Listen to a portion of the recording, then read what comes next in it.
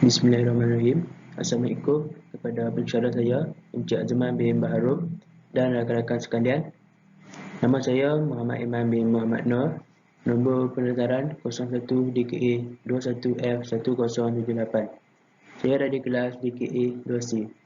Tujuan saya membuat video hari ini adalah untuk menceritakan tentang sistem perpaipan domestik di rumah saya. Okey, ini adalah antara isi kandungan yang akan saya jelaskan hari ini. Sistem paip domestik. Okey, apa itu sistem paip domestik?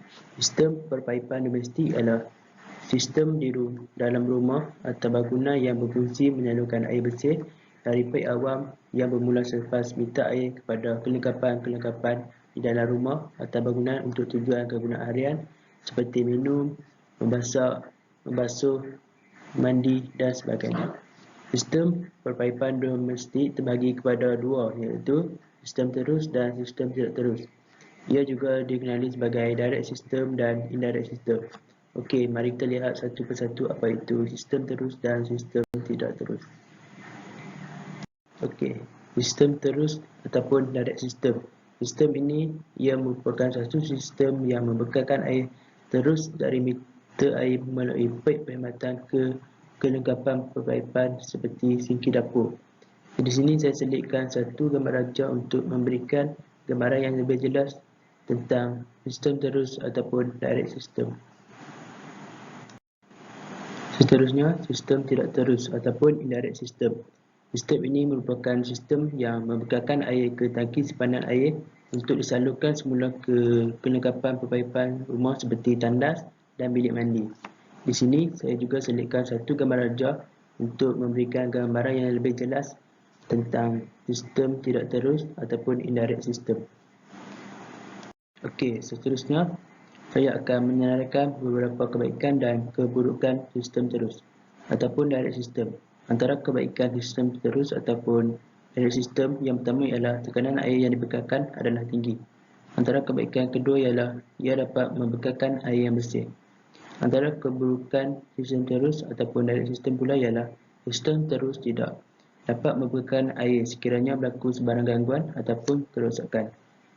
Kedua, kerosakan atau kebocoran sukar dikesan. Dan keburukan yang ketiga ialah ia tidak sesuai digunakan di bangunan yang tinggi. Okey, saya akan menyenaraikan pula beberapa kebaikan dan keburukan sistem tidak terus ataupun indirect system. Antara kebaikan pertama sistem tidak terus ataupun indirect system ialah air masih dapat dibekalkan di antara 12 hingga 24 jam sekiranya berlaku sebarang gangguan ataupun kerosakan. Kebaikan yang kedua ialah beban paip induk dapat diringankan semasa permintaan memuncak. Dan kebaikan yang ketiga ialah tekanan air bergantung pada saiz tangki simpanan air dan ketinggiannya. Antara keburukan sistem tidak terus ataupun indirect system pula ialah bekalan air akan terputus jika kerja pembersihan di tangki dilakukan. Keburukan yang kedua pula ialah tangki simpanan serta ruang bagi peletakannya perlu disediakan. Dan antara keburukan yang ketiga ialah kos yang mahal untuk memperbaiki tangki simpanan jika berlaku sebarang kerosakan.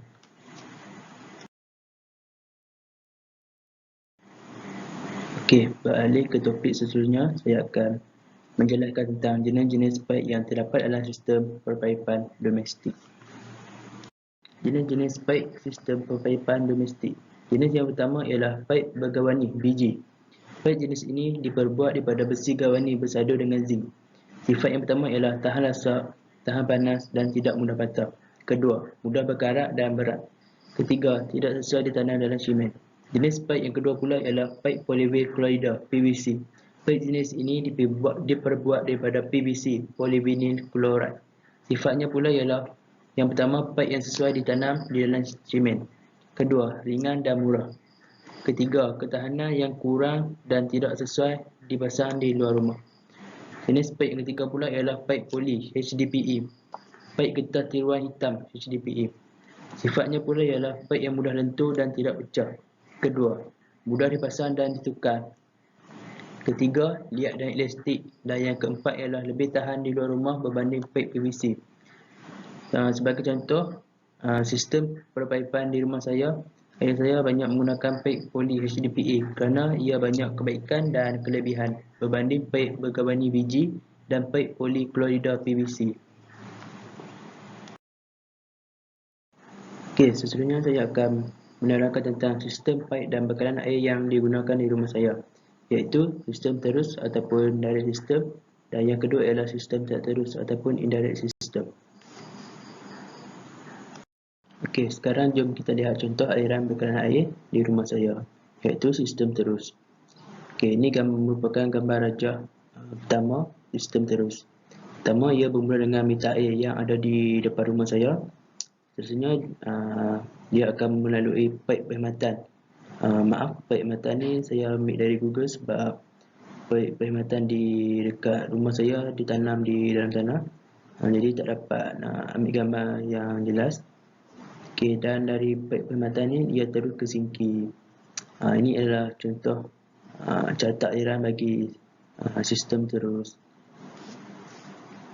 Okey, seterusnya ini merupakan contoh carta aliran untuk sistem bekalan air tidak terus di rumah saya.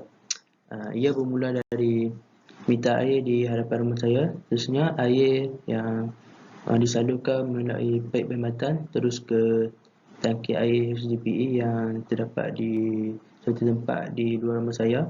Seterusnya air yang dari tangki HDPE ini disalurkan semula ke bilik air dan tandas melalui paip agihan. Dan sistem ini dinamakan sistem tidak terus.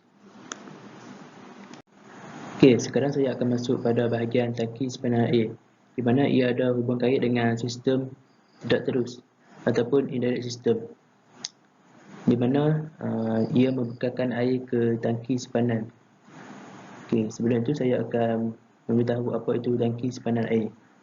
Gunaan sebenar tangki simpanan air ialah ia untuk menangkung air sebelum diagihkan ke kelengkapan pipaipan di dalam rumah. Di sini kita dapat lihat tangki air berwarna hitam ataupun HDPE yang digunakan dan diletakkan di luar rumah saya, dan terdapat komponen-komponennya iaitu paip limpah, paip agihan, paip cuci, kunci paip dan paip batal. Dan saya akan jelaskan satu persatu apa itu setiap komponen yang terdapat di dalam ini.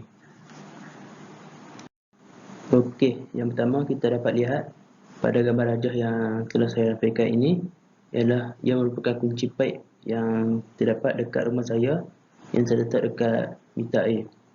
Dekat rumah saya hanya ada satu kunci paip iaitu dekat meter air dan tidak ada di tempat lain. Ia digunakan untuk mengawal sistem perpaipan di dalam rumah saya. Okey, untuk komponen yang seterusnya kita ada paip perkhidmatan, paip limpah, paip cuci dan paip agihan. Apakah fungsi paip-paip tersebut? Okey, jom kita lihat satu persatu. Okey, di sini saya telah lampirkan gambar rajah sistem bekalan air di rumah. Okey, berdasarkan carta alir hijau dan merah itu, ia menunjukkan aliran paip perkhidmatan. Fungsi paip perkhidmatan ini ialah untuk menyalurkan bekalan air dari meter air terus ke tangki simpanan air dan ke bilik dapur. Sebagai contoh, sistem terus dia start dari meter air melalui paip perkhidmatan dan terus ke sinki. Manakala sistem tidak terus, ia bermula dari meter air melalui paip perkhidmatan dan ke tangki simpanan air terlebih dahulu sebelum diagihkan ke kelengkapan rumah yang lain. Okey, untuk yang paip kedua, paip limpah. Paip ini berfungsi untuk menyalurkan air keluar dari tangki simpanan air sekiranya berlaku kerosakan pada injak berbola. Okey, paip yang ketiga pula ialah paip cuci. Paip cuci ini ialah berfungsi untuk menyalurkan air keluar dari tangki simpanan semasa kerja-kerja pembersihan dilakukan. Dan paip yang terakhir ialah paip agihan. Paip ini berfungsi untuk mengagihkan bekalan air dari tangki simpanan air ke kelengkapan lain seperti tandas dan lain-lain lagi.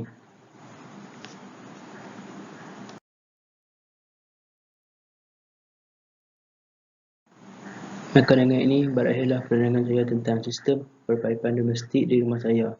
Sebelum itu saya ingin meminta maaf jika terdapat sebarang kesilapan atau kekurangan dari segi penyampaian dan percakapan saya. Sekian, terima kasih.